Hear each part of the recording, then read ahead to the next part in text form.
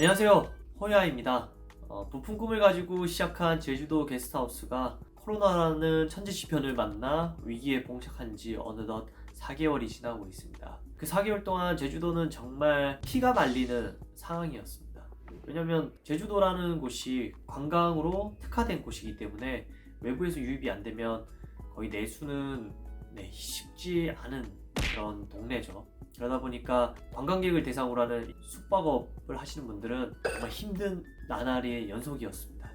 그래도 어떻게 해서 버티는 분들이 많지만 그래도 이 위기를 정말 버티기 힘든 상황까지 오셔서 어쩔 수 없이 폐업을 한 곳도 세 곳이나 됩니다.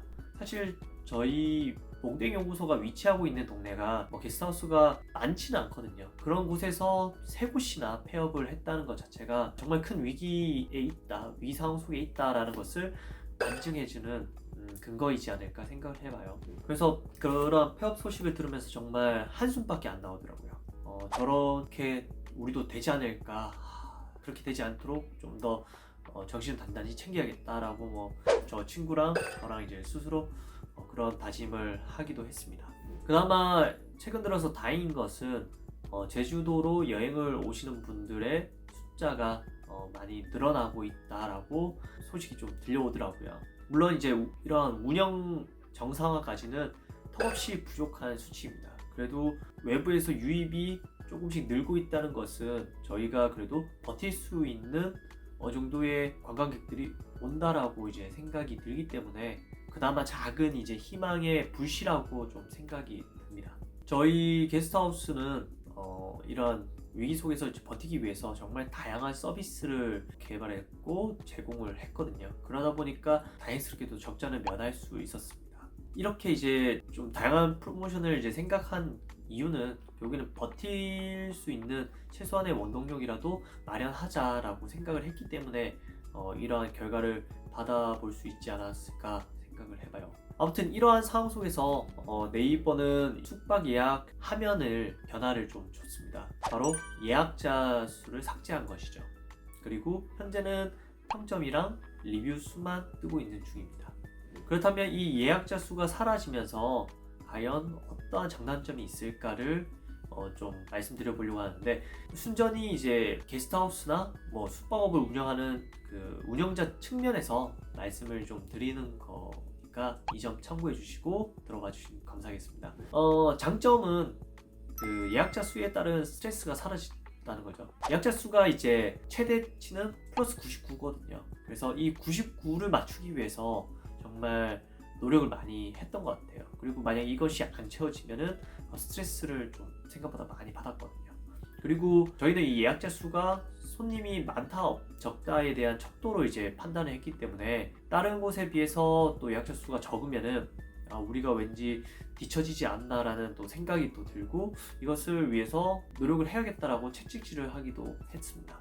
근데 그러한 이제 기준을 잡아주던 예약자 수가 사라지니까 그런 스트레스가 조금 덜해진 거죠. 근데 그에 따른 이제 또 단점이 있겠죠. 바로 평점이랑 리뷰 수가 그만큼 영향력이 커진 거죠. 손님 입장에서는 당연히 평점이 높으면서 리뷰 수가 정말 많은 곳을 가려고 하실 거예요. 왜냐하면 그만큼 많은 사람들이 이용했기 때문에 신뢰도가 충분하다고 판단을 할 수 있기 때문이죠. 그래서일까요? 제가 오랫동안 운영을 해오신 분들은 더더욱 입지를 탄탄하게 잡을 수 있는 기회가 되셨다고 저는 생각을 하고, 저희같이 이제 후발주자나 이제 막 제주도로 들어오시려고 하시는 분들은 아무래도 리뷰 수가 한없이 부족하기 때문에 아무래도 소비자의 기준에서 떨어져 보일 수가 있거든요.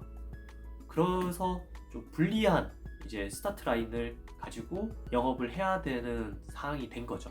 그렇다고 해서 후발주자로 아니면 신규 매장으로 운영을 할 수가 없냐라고 했을 때 또 그건 아닙니다. 제가 판단했을 때 본인들의 이제 그런 차별화 포인트가 존재하고 있다면 블로그도 그렇고 인스타그램 채널도 있고 또 유튜브도 있고 이런 다양한 채널을 통해서 소비자들에게 차별화 포인트를 어필을 하는 거죠. 그렇기 때문에 이러한 채널들을 활용하는 것이 더더욱 이제 중요해진 시점이지 않을까 그렇게 좀 말씀을 드리고 싶어요. 저희 같은 경우에도 이것을 예측을 해서 준비한 건 아닌데 유튜브랑 블로그, 인스타 채널을 좀 활성화하기 위해서 조금씩 준비를 했었거든요. 그래서인지 6월에 이용객에 비해서 7월 달에 한 10% 이상 이제 이용객 수가 늘어났습니다. 그래서 조금 더 이제 안정화될 수 있는 그 기준에 조금씩 다가가고 있어서 안도의 한숨을 쉬고는 합니다.